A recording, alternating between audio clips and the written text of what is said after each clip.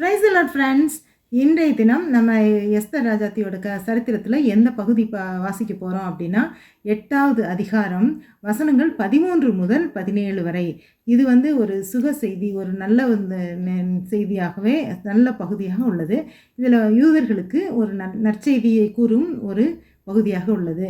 இந்த பகுதியில் என்ன சொல்லியிருக்காங்க அப்படின்னா, அந்த 13வது வசனத்திலிருந்து யூதர்கள் இதுக்கு முந்தின நேரங்கள்லாம் நம்ம படிச்சிட்டோம். நிறைய அவருக்கு சீட்டு கொடுக்கப்பட்டுள்ளது.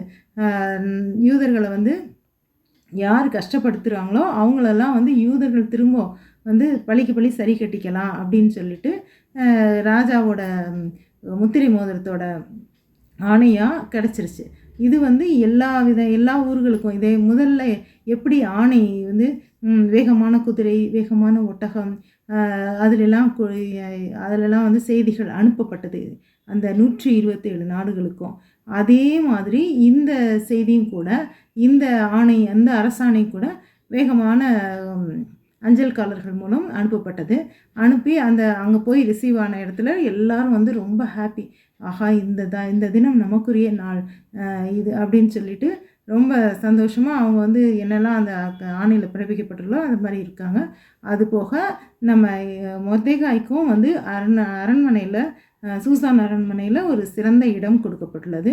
ஒரு சிறந்த ராஜ வஸ்திரம், ராஜ முடி இதெல்லாம் அணிந்து கொண்டு ராஜாவுக்கு அருகில் அவன் அமர்றதுக்கு ஒரு நல்ல ஒரு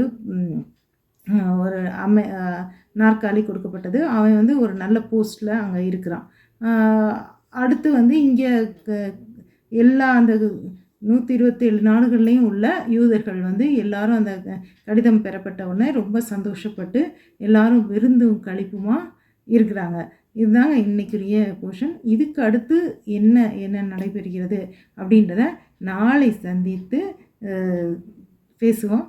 அதுவரை கர்த்தரின் அன்பு நம்ம அனைவரோடும் இருப்பதாக. அல்லேலூயா.